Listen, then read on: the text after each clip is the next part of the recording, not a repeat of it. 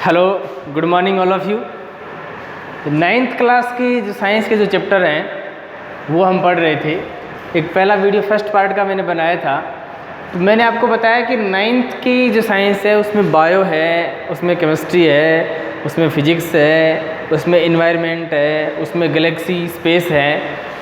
तो हमने जो पोर्शन शुरू किया था नाइन्थ क्लास में वो था हमारा बायोलॉजी वाला पोर्शन। हमने नाइन्थ की बायो शुरू की थी। उसमें हम एक चैप्टर पढ़ रहे थे सेल्स के बारे में, कोशिका के बारे में, जो कि एक फंडामेंटल यूनिट ऑफ लाइफ है। तो चैप्टर का नाम था, जो कि 5वां चैप्टर है नए सिलेबस के according, fundamental unit of life. तो ये एक चैप्टर है, चैप्टर नंबर 5, जो कि बायो का वैसे पहला चैप्टर है, आपकी बुक का 5वां चैप्टर होगा। तो हम सेल्स के बारे में पढ़ रहे थे, कोशिका के बारे में। पहला वीडियो यदि आपने नहीं देखा है तो पहले उस वीडियो को देखिए, तब जाकर ये वीडियो आपके बिल्कुल क्लियर हो पाएगा। पहले वीडियो में मैंने बताया था कि क्या होती है सेल। सबसे पहले डिस्कवरी किसने की थी? रॉबर्ट हुक ने 1680 में की थी। यही कुछ जानकारी है कि सेल थ्योरी क्या है, सेल कैसी होती है ना, सेल क्या करती है। सेल ही वो चीज़ें हैं जो पूरी बॉडी के फॉर्मेशंस में भाग लेती हैं। यानी हमारी कंप्लीट जो होल बॉडी होती है वो सेल से बनी है, वो कोशिका से बनी है। तो कल जैसा कि हमने बताया था कि सेल्स कैसी होती है, सेल्स जंतुओं में अलग प्रकार की होती है, प्लांट में अलग प्रकार की सेल होती है। तो पहले मैं सेल्स के आधार पर जंतुओं के टाइप पढ़ रहा हूँ कि कोशिका के आधार पर जीवों के कितने प्रकार हो सकते हैं। यानी हम पढ़ रहे हैं कोशिका के आधार पर जीवों के प्रकार। मेनली दो ही प्रकार हो सकते हैं। नंबर एक कोशिकीय जीव, देन सेकंड बहुकोशिकीय जीव। दो प्रकार के, यानी यूनिसेलुलर।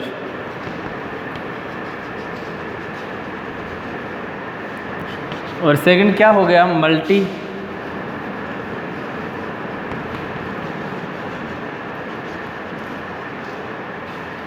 दो प्रकार के जीव होते हैं यदि हम सेल्स के अकॉर्डिंग देखा जाए।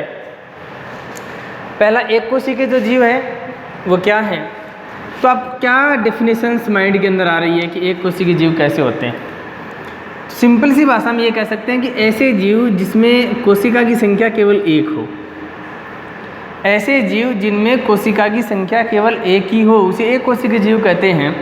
या यूँ कह सकते हैं कि ऐसे जीव जिसका शरीर केवल एक ही कोशिका का बना होता है और बॉडी के सारे कार्य जो फंक्शंस हैं वो एक ही कोशिका द्वारा कंप्लीट होते हैं, उसी के द्वारा वो संपन्न होते हैं, उसे एक कोशिकीय जीव कहते हैं। For example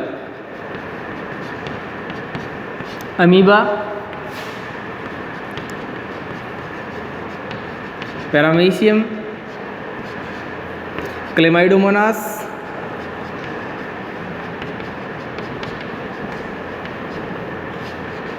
Euglena.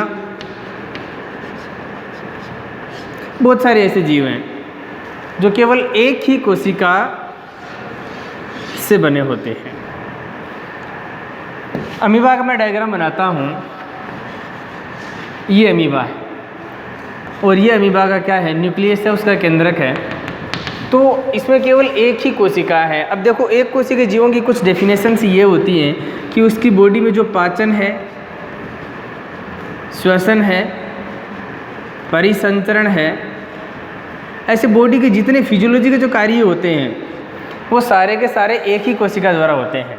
यानी ऐसे जीव जिनका शरीर केवल एक ही कोशिका से बना होता है या उनके शरीर की सारी जो मैकेनिज्म है, जो क्रियाविधि हैं, पाचन, श्वसन, परिसंचरण, जितने भी क्रियाविधि हैं वो एक ही कोशिका के द्वारा कंप्लीट होती हैं, क्योंकि उसमें एक ही कोशिका है। तो ऐसे जीवों को क्या कहते हैं? एक कोशिकीय जीव, जैसे कि अमीबा है।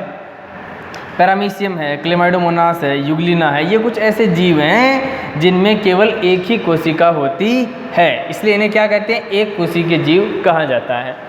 और ऐसा होता है कि क्या कोई एक ही सेल बॉडी के पूरे कार्य कर सकती है, क्योंकि सेल ही एक होती है, इसलिए इन्हें अकोशिक जीव भी कहा जाता है, अकोशिक जीव भी कहा जाता है। तो ये तो हो गया एक कोशिकीय जीव। अब हम बात करते हैं बहुकोशिकीय जीव की। बहुकोशिकीय जीव क्या है, मल्टी सेलुलर ऑर्गेनिज्म है ना।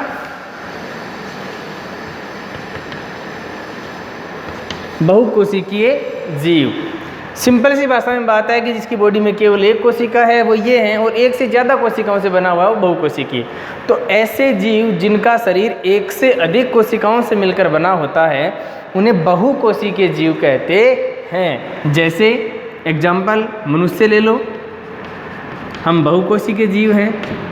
इसके अलावा सिलेंटेटा है, प्लेटीहेल्मिन्थेस है, ऐसे कुछ बहुत सारे प्राणी होते हैं। जंतु ले लो, जैसे कि गाय है, भैंस है, भेड़ है, बकरी है, मक्खी है ना, बिच्छू है, सारे के सारे जानवर जो छोटे नहीं हैं वो सारे के सारे जीव क्या हैं, बहुकोशिकीय जीव है। इनको अपन नग्न आंखों से देख सकते हैं इजीली, ऐसा इसमें नहीं होता। एक कोशिकीय जीव को आप ना खुली आंखों से नहीं देख सकते, इसे किसकी सहायता से देखते हैं अपन, माइक्रोस्कोप। माइक्रोस्कोप से देखेंगे आप इसको, सूक्ष्मदर्शी से।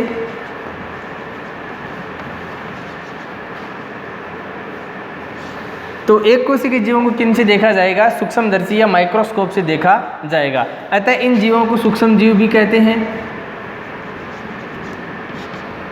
जो सूक्ष्मदर्शी से देखे जा सकते हैं, सूक्ष्म आकार के होते हैं, उन्हें सूक्ष्म जीव कहते हैं।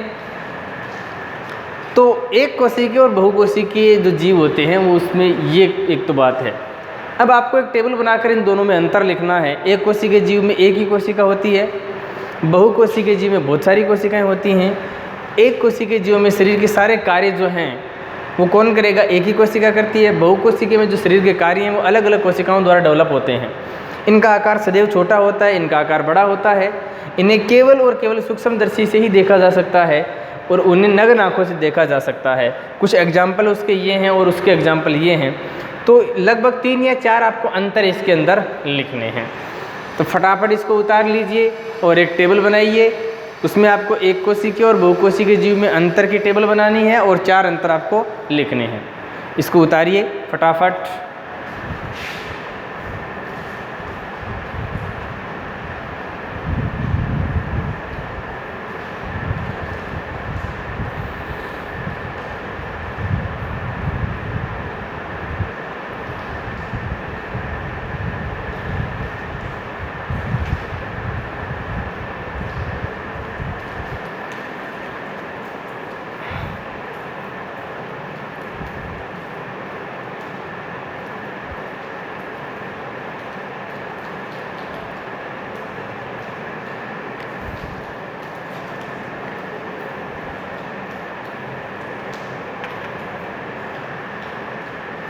पॉज कर लो।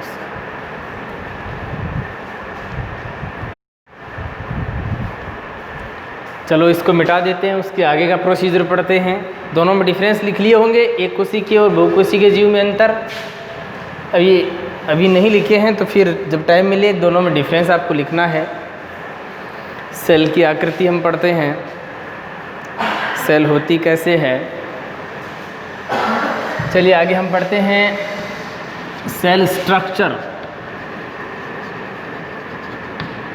यानी कोशिका की संरचना।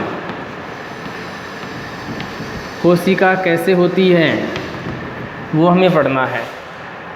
तो सेल स्ट्रक्चर से पहले मैं आपको कुछ चीज़ बता दूं कि जो सबसे बड़ी कोशिका होती है ना, लार्जेस्ट, वो क्या है, वो अंडाणु है। याद रखना आप, अंडाणु बॉडी की सबसे, मनुष्य की जब हम बात करते हैं तो सबसे बड़ी कोशिका होती है, और जो स्मॉलेस्ट है, सबसे ज़्यादा छोटी जो कोशिका है वो स्पर्म है। ये हम इसको एग कह सकते हैं ना, तो स्पर्म यानी शुक्राणु वो सबसे छोटी है। यदि हम लॉन्गेस्ट की बात करें तो वो आपके न्यूरॉन्स हैं, है ना। जैसे कौन क्या कहते हैं न्यूरॉन को? तंत्रिका कोशिका, जो संदेशों को क्या करते हैं? ट्रांसफ़र। अंडाणु और शुक्राणु मिलकर क्या करते हैं? जाइगोट का निर्माण करते हैं, युग्मनज का, जिससे भ्रूण बनता है, नया जीव बनता है। तो अंडाणु है वो सबसे बड़ी कोशिका होती है और शुक्राणु सबसे छोटी कोशिका होती है। न्यूरॉन यानी तंत्रिका तंत्र वो सबसे लंबी कोशिका होती है। तो आपको एक चीज़ तो ये याद रखनी है। अब हम बात करेंगे इसकी। अच्छा, क्या संरचना की बात कर रहे हैं तो क्या कोई सेल कोशिका है, कोशिका जो आकार को बदल सकती है? कोशिका जो आकार को बदल सकती है, क्या कोई ऐसी सेल्स हैं? तो जैसे कि आपको एक तो पता है अमीबा है ना। अमीबा ऐसा कर सकता है, अमीबा अपने आकार को बदल सकता है।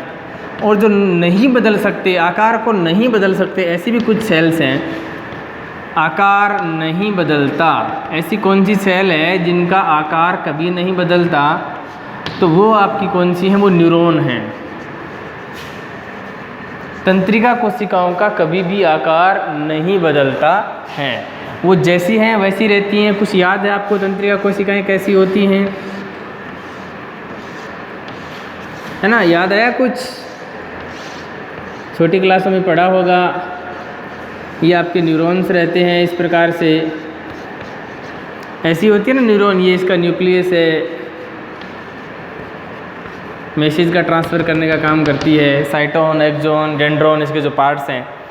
तो ये न्यूरॉन ऐसी कोशिका होती है, तंत्रिका कोशिका, जिसका आकार कभी नहीं बदलता है। जिनके आकार बदलते रहते हैं वे एक कोशिका होती हैं, जैसे कि अमीबा है। उनकी बॉडी में मूवमेंट जब होता है तो उस प्रकार से उनकी सेल की जो साइज़ है वो बदलती रहती है। चलो, इसमें कुछ मेन चीज़ें हैं उसको उतार लो। लार्जेस्ट सेल, स्मॉलेस्ट सबसे बड़ी कोशिका, सबसे छोटी कोशिका, सबसे लंबी कोशिका। और उसके बाद में ऐसी कोशिकाएं जो आकार बदल सकती हैं, उसमें आप अमीबा लिख सकते हैं। नहीं बदल सकती वो न्यूरॉन्स होती हैं। इसके आगे न्यूरॉन ऐसी होती है, आगे पढ़ेंगे न्यूरॉन को, दोबारा से पूरा डीप पढ़ेंगे। एक बार तो ऐसे ही समझने के लिए बनाया इसको। चलो अब आगे हम पढ़ते हैं कि सेल की स्ट्रक्चर होती कैसे है। तो सेल की जो स्ट्रक्चर है ना वो किन चीज़ों से बनी होती है? सेल चाहे प्लांट की है, इस आधार पर ही हम सेल दो कह सकते हैं कि प्लांट की सेल अलग है, पादप कोशिका और जंतु कोशिका अलग अलग। लेकिन कोई भी कोशिका उससे केवल 3 पार्ट होते हैं। कोई भी कोशिका वो 3 भागों से मिलकर बनी होती है, यानी उसमें 3 भाग तो होंगी। कोई भी सेल 3 भागों से मिलकर बनी होती है। कौन कौन से उसके 3 भाग होते हैं? नंबर 1 उसका केंद्रक होगा, नंबर 2 उसका कोशिका द्रव्य होगा,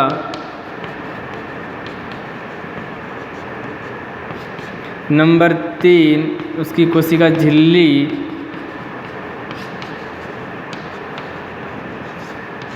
इसका दूसरा नाम प्लाज्मा झिल्ली भी कह सकते हैं इसे।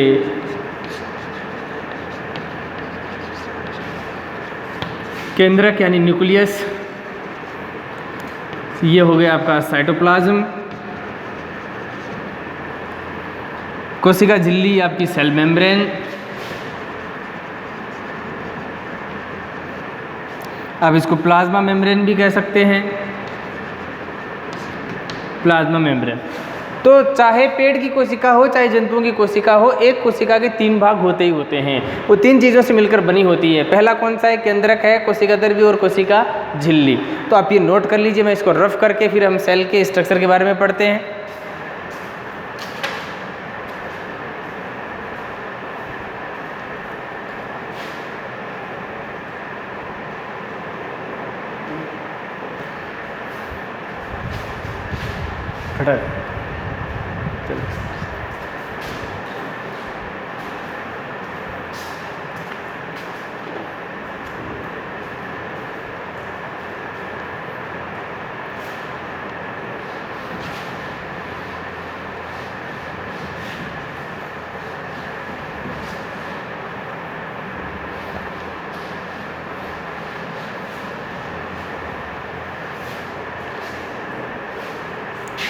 अब देखिए सेल के जो 3 पोर्शंस हैं मैं उसका चर्चा कर रहा हूँ उस पर। सपोज दैट ये कोई एक सेल है, ये एक सेल लगभग अंडाकार गोलाकार, वैसे कोई फिक्स साइज़ नहीं होती, लेकिन जंतुओं की सेल से वो लगभग इस प्रकार से होती है। प्लांट की सेल है वो षटभुज होती है, उसकी 6 लगभग भुजाएं नज़र आती हैं, थोड़ी सी कैसे अलग टाइप की होती है। हमें समझने के लिए इसको हम एक कोशिका मानते हैं और सेल्स के अंदर उसका एक बहुत बड़ा न्यूक्लियस है। अब देखिए इन तीनों पार्ट्स की हम बात करें, ये कोशिका है तो कोशिका का सबसे बाहर वाला भाग है वो क्या कहलाता है, वो सेल मेम्ब्रेन है, वो सेल मेम्ब्रेन है। बीच में सेंटर में इसके क्या रहता है, वो इसका न्यूक्लियस है और शेष बचा जो भाग ये बीच में है, इन दोनों के बीच का जो पोर्शंस है ये क्या कहलाता है, ये साइटोप्लाज्म। सेल मेम्ब्रेन आपको पता है, कोशिका झिल्ली, न्यूक्लियस यानी केंद्रक, और साइटोप्लाज्म का मतलब कोशिका द्रव्य। ये 3 भाग हो गए एक कोशिका के। ये उसका केंद्र में उसका सेंटर भाग के अंदर उसका केंद्रक रहता है, केंद्रक के अंदर भी एक छोटा सा और केंद्रक रहता है जिसे केंद्रिक कहते हैं, न्यूक्लियोलस। क्या कहेंगे इसे, केंद्रिक कहेंगे, न्यूक्लियोलस कहेंगे। यहाँ पर क्या है, कुछ पार्टिकल्स पाए जाएंगे तो वो क्या है, सेल ऑर्गन होंगे, है ना। सेल ऑर्गन क्या क्या हो सकते हैं वो आगे हम पढ़ते हैं। सेल ऑर्गन की यदि हम बात करें तो इसमें क्या क्या हो सकता है, माइटोकॉन्ड्रिया है, क्लोरोप्लास्ट है, लाइसोसोम है, राइबोसोम है, एंडोप्लाज्मिक रेटिकुलम है,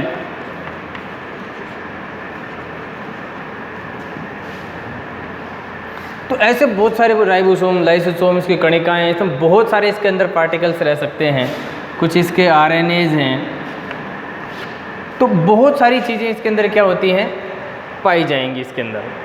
कहाँ होंगी, सेल ऑर्गन के अंदर। सेल ऑर्गन ही है इसके सारे के सारे, ये सेल ऑर्गन ही है, कोशिका के अंग है। तो याद रखना ये सेल ऑर्गन हमेशा कहाँ पाए जाते हैं, ये साइटोप्लाज्म में, कोशिका द्रव्य के अंदर पाए जाते हैं। न्यूक्लियस यानी केंद्रक है, उसके अंदर एक और केंद्रिक होता है, तो इसके अंदर मेनली क्या पाए जाएंगे, यहाँ आपको क्या मिलेंगे, डीएनए मिलेंगे, आरएनए मिलेंगे, क्रोमोसोम्स यहाँ मिलेंगे, क्रोमेटिन मटेरियल है वो आपको यहाँ मिलेगा, डीएनए वगैरह सारा का सारा पोर्शंस है।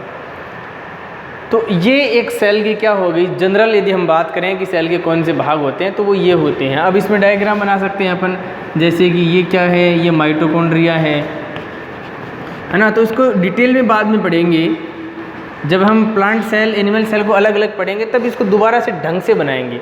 अभी केवल एक बार ये समझाने के लिए कि एक कोशिका के 3 भाग होते हैं, और वो कौन से 3 भाग होते हैं। पहला कोशिका झिल्ली, बीच वाला जो भाग है वो उसका केंद्रक न्यूक्लियस, और कोशिका झिल्ली और केंद्रक के बीच का सारा भाग क्या कहलाता है, साइटोप्लाज्म कहलाता है। तो ये चीज़ें आपको याद रखनी हैं। तो इसका मतलब क्या हो गया, ये कोशिका द्रव्य है। एक नाम और आएगा जीव द्रव्य। जीव द्रव्य को अपन क्या बोलते हैं, प्रोटोप्लाज्म। तो ये क्या है, तो एक बात याद रखना कि कोशिका झिल्ली और केंद्रक के बीच का जितना भाग है वो सारा का सारा साइटोप्लाज्म है, वो कोशिका द्रव्य है। तो केंद्रक के अंदर वाला भाग और बाहर वाला भाग यानी कोशिका झिल्ली के अंदर का सारा भाग मिला दिया जाए तो वो प्रोटोप्लाज्म होगा, वो जीव द्रव्य होगा। तो क्या लिखा जा सकता है, nucleus plus cytoplasm is equal protoplasm, यानी न्यूक्लियस और साइटोप्लाज्म, केंद्रक और कोशिका द्रव्य दोनों को मिलाते हैं, दोनों का जो संयुक्त रूप है वो क्या कहलाता है, वो प्रोटोप्लाज्म कहलाता है। तो ये तो हो गई एक सेल की सामान्य जानकारी, ये उतार लीजिए, उसके बाद में आगे बढ़ते हैं।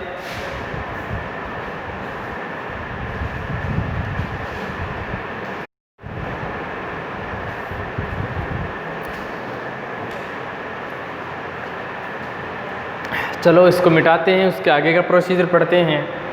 तो मेनली एक सेल्स के कितने भाग हुए, एक सेल के 3 भाग हुए, और वो कौन से 3 भाग हैं, जो ये बोर्ड पर हैं, ये वाले। आई बात समझ में? एक सेल के कितने भाग होते हैं, 3 भाग, that one cell membrane, then second nucleus, then third cytoplasm. तो हम इनको एक एक करके पढ़ते हैं कि कौन सा क्या है। तो सबसे पहले हम पढ़ेंगे सेल मेम्ब्रेन के बारे में, बाकी सब मिटा देते हैं। सेल मेम्ब्रेन कैसी है, तो इसके बारे में हमें पढ़ना है कि सेल मेम्ब्रेन क्या है। सेल मेम्ब्रेन का दूसरा नाम प्लाज्मा मेम्ब्रेन, सेल मेम्ब्रेन कह दो या प्लाज्मा मेम्ब्रेन कह दो, ये क्या है। तो थोड़ा सा वापस बना लेता हूँ कि इसको यदि हम सेल मान लेते हैं तो ये क्या है, इसकी सेल मेम्ब्रेन है ना, बाहर वाला पोर्शन, कोशिका झिल्ली, ये कोशिका झिल्ली है। अब ये क्या करती है, इसका कितना उपयोग है, ये क्या क्या कर सकती है, बॉडी सेल्स के अंदर इसका कार्य क्या है, क्या होगा यदि सेल में सेल मेम्ब्रेन नहीं होगी, और होगी तो फिर ये क्या काम करती है, वही पढ़ते हैं। तो देखिए सेल मेम्ब्रेन, जैसे कि हम एक कोशिकीय के जीवों की हम बात करते हैं, जैसे कि ये कोई एक कोशिकीय के जीव है, फॉर एग्जाम्पल ये क्या है, अमीबा है, ये अमीबा है, अमीबा की एक कोशिका है। तो इसकी जो ये सेल मेम्ब्रेन है, इसका क्या कार्य है। तो मैंने आपको बताया था कि अमीबा एक कोशिकीय जीव है, और एक कोशिकीय जीव में बॉडी के सारे कार्य, जैसे कि पाचन करना है, श्वसन है, उत्सर्जन है, वो सारे कौन करेगा, वही कोशिका करती है। अब इसको यदि श्वसन करना है तो श्वसन में सबको पता है कि क्या किया जाता है, ऑक्सीजन को अंदर लेंगे और CO2 को क्या कर देंगे, बाहर कर देंगे। तो ये प्रोसीजर क्या है, बार बार चलती रहेगी। ऑक्सीजन को क्या करना है, अंदर लेना है, CO2 को क्या करना है, बाहर निकालना है। कौन सी प्रोसीजर में, रेस्पायरेशन में, जिसे क्या कहते हैं, श्वसन कहते हैं। तो भाई ये जब कोशिका है तो इसको ऑक्सीजन लेना है, CO2 को बाहर निकालना है। तो ऐसी कौन सी प्रोसीजर होगी जिसके द्वारा O2 अंदर आएगा, CO2 बाहर निकलेगा। तो पहली बात तो क्या है कि सेल मेम्ब्रेन का कौन सा कार्य होगा, यदि हम इसके काम देखें तो सेल मेम्ब्रेन में क्या होगा, गैसों का विनिमय करना, बहुत बड़ी चीज़ है। गैसों का विनिमय यानी एक्सचेंज ऑफ गैसेज। कोई भी गैस बाहर से अंदर लेनी है या अंदर से बाहर छोड़नी है, वो कार्य सेल में कौन करेगा, वो सेल मेम्ब्रेन करेगी, वो प्लाज्मा झिल्ली यानी कोशिका झिल्ली करेगी। कैसे कर, अच्छा दूसरा क्या है, वाटर का, जल का आदान प्रदान। यदि कोशिका को पानी चाहिए तो कौन लेगा, कोशिका झिल्ली। पानी ज़्यादा है अंदर, उसे बाहर निकालना है, तब भी कौन करेगा ये काम, प्लाज्मा झिल्ली। तो ऐसा काम जो होगा वो किस मेथड के द्वारा होगा, याद रखना, वो किसके द्वारा होगा, विसरण के द्वारा होगा। अब ये विसरण क्या है और कैसे इस विसरण का सेल मेम्ब्रेन के साथ में रिलेशन है, तो आपको एक चीज़ पता होना चाहिए कि गैसों का विनिमय या जल का आदान प्रदान कब होगा। जब जैसे कि ये 2 आदमी हैं ना, एक बड़ा है एक छोटा है, एक के पास पैसे ज़्यादा है, एक के पास पैसे कम हैं, तो अधिक पैसे वाला ही तो कम पैसे वालों को पैसे देगा, कम वाला तो नहीं देगा ना। और कब तक देगा, जब तक दोनों बराबर न हो जाएं। कहने का मतलब जैसे कि यहाँ पर एक टंकी पानी की है और एक टंकी दूसरी पानी की है। पहली टंकी के अंदर पानी कितना है, इतना है, और दूसरी टंकी के अंदर पानी कितना है, इतना है। अब आपने यहाँ से क्या कर दिया, एक नल है उसको दोनों तरफ आर पार कर दिया, तो इस टंकी से पानी इसमें आ रहा है। कब तक आएगा, जब तक कि दोनों टंकी में पानी का लेवल क्या नहीं हो जाए, बराबर नहीं हो जाए। तो यहाँ से क्या चीज़ सीखी आपने, यहाँ से ये सीखी कि जब कोई चीज़ अपनी ज़्यादा सांद्रता में होती है तो अपने कम जगह की ओर जाती है, यानी अधिक सांद्रता से कम सांद्रता की ओर मूवमेंट करती है कोई चीज़, तो ये मूवमेंट क्या कहलाता है, विसरण कहलाता है।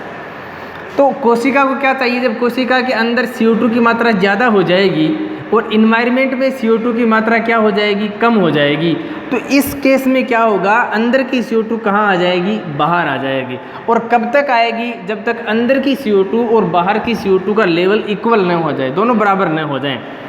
तो यही जो मूवमेंट है ये क्या कहलाएगा, विसरण। तो इसके लिए वही किसका रोल है, अंदर वाली CO2 और बाहर वाली CO2 को बराबर करने में किसका रोल रहेगा, अहम योगदान किसका रहेगा, सेल मेम्ब्रेन का, कोशिका झिल्ली का। तो कोशिका झिल्ली का क्या कार्य है, CO2 की सांद्रता को बराबर करना। दूसरी चीज़, जब सेल्स को बाहर से ऑक्सीजन अंदर लेनी है तो बाहर से ऑक्सीजन अंदर कब आएगी? जब अंदर ऑक्सीजन क्या हो जाएगी? कम हो जाएगी और बाहर ऑक्सीजन क्या हो जाएगी? ज़्यादा। तो ऑक्सीजन के लेवल को बराबर करने के लिए अधिक सांद्रता से कम सांद्रता की ओर ऑक्सीजन क्या करेगी? मूवमेंट करेगी। तो किसी भी चीज़ का, किसी भी तरल पदार्थ का या किसी भी पदार्थों का अपनी अधिक सांद्रता से कम सांद्रता की ओर बहना या चलना, ये क्या कहलाता है? विसरण। तो सेल के अंदर गैसों का विनिमय है, जल का आदान प्रदान है, ये किसके द्वारा होगा? कोशिका झिल्ली के द्वारा होगा। ये एग्जाम्पल आपको समझ में आया? यदि ये नहीं आया तो मैं एक एग्जाम्पल आपको और देता हूँ, जैसे कि किशमिश। सबने देखी है किशमिश? यदि हम एक ऐसे वाटर का कोई ऐसे पात्र लें और उसमें वाटर भरा है और एक पिचकी हुई आपके पास में क्या है? किशमिश है। इसको इसके अंदर डाल दो और इसके आकार को नोट कर लो। 5 घंटे बाद में देखो ये किशमिश आपको क्या हो जाएगी? ये किशमिश आपको फूली हुई मिलेगी। ऐसा क्यों है भाई? किशमिश एक सेल ही तो है। तो पानी बाहर, बताइए किशमिश के अंदर पानी ज़्यादा था या बर्तन में पानी ज़्यादा था? या यूँ समझो कि किशमिश के अंदर कितना पानी था और किशमिश के बाहर कितना पानी था? तो किशमिश के अंदर तो थोड़ा सा पानी था और किशमिश के बाहर पानी क्या है? ज़्यादा पानी है। बताइए पानी कहाँ से कहाँ जाएगा? पानी अपनी अधिक सांद्रता से कम सांद्रता की ओर जाएगा। इसी मूवमेंट को क्या कहते हैं? विसरण कहते हैं। और किशमिश फूल जाएगी। तो यही यहाँ पर नियम लागू होगा। यदि कोई सेल सिकुड़ती है या फैल जाती है या गैसों को अंदर लेती है या गैसों को बाहर निकालती है या जल का आदान प्रदान करती है, तो इसमें कोशिका के कौन से भाग का योगदान होता है? कोशिका झिल्ली का। तो कोशिका झिल्ली का सबसे बड़ा कार्य क्या हो गया? गैसों का आदान प्रदान करना, तरल पदार्थों का आदान प्रदान करना, कोशिका की जो आकृति है उसको बनाए रखना। तो कोशिका की जो शेप है ना, आकृति, या यूँ कह सकते हैं उसकी साइज, उसको बनाए रखने का काम करते हैं, उसको मेंटेन करने का काम करते हैं। तो सेल मेम्ब्रेन के ये कई कार्य हो गए। इसमें कौन सी चीज़ जो फैक्ट है वो महत्वपूर्ण है? वो विसरण। और विसरण की प्रक्रिया क्या होती है? अधिक सांद्रता से कम सांद्रता की ओर कोई चीज़ जब जाती है उसे विसरण कहते हैं। फॉर एग्जाम्पल, एक एग्जाम्पल और देता हूँ। जैसे कि किसी ने परफ्यूम लगाया है, सेंट लगाया है, तो लगाया तो उसी ने है, तो उसके पास सेंट ज़्यादा है, बाकी बच्चों के पास नहीं है, लेकिन धीरे धीरे उस सेंट की जो खुशबू है पूरे क्लास में हो जाती है। तो ये अधिक से कम की ओर हो गए, ये भी विसरण है। कमरे के एक कोने में यदि आप अगरबत्ती लगा देते हैं, तो लगाई तो एक ही जगह है, तो अगरबत्ती की जो सुगंध है वही होनी चाहिए, लेकिन धीरे धीरे वो सुगंध अधिक से कम की ओर पूरे कमरे में फैल जाती है। ये सारी प्रोसीजर क्या कहलाते हैं? ये विसरण कहलाते हैं। ऐसा ही होता है। तो विसरण की डेफिनेशंस क्या है? किसी भी पदार्थ का अपने अधिक सांद्रता वाले क्षेत्र से कम सांद्रता वाले क्षेत्र की ओर बहना, ये क्या है? विसरण। यानी पानी हमेशा ढलान की ओर ही बहता है क्योंकि वो उसका एक फ्लो है। ठीक उसी प्रकार से अधिक से कम की ओर बहना, ये क्या है? ये विसरण है। आई बात समझ में? और ये विसरण का काम कौन करता है? सेल मेम्ब्रेन करती है, कोशिका झिल्ली करती है। तो ये हो गया आपके सेल मेम्ब्रेन का कार्य। इससे आगे हम पढ़ेंगे कि केंद्रक क्या करता है, कोशिका द्रव्य क्या करता है, वो अगली वीडियो में पढ़ते हैं। अब इसको उतार लीजिए फटाफट।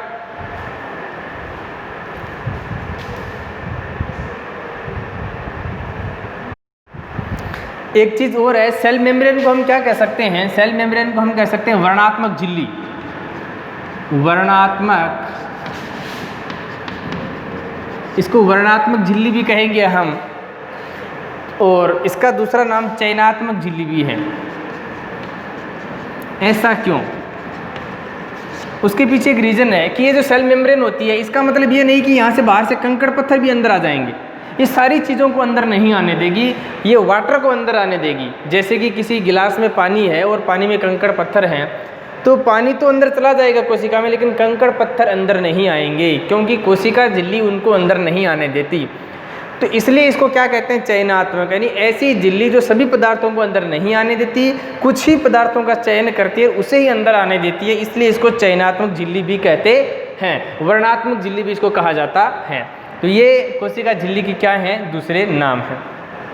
तो आपको क्या याद रखना है? कोशिका झिल्ली को या प्लाज्मा झिल्ली को चयनात्मक झिल्ली क्यों कहते हैं? क्योंकि ये सभी पदार्थों को अपने अंदर नहीं आने देती, कुछ पदार्थों को ही, चुनिंदा पदार्थों को ही अंदर आने देती है, उसका चयन करती है, फिर उसको अंदर आने देती है, इसलिए इसको चयनात्मक झिल्ली कहते हैं।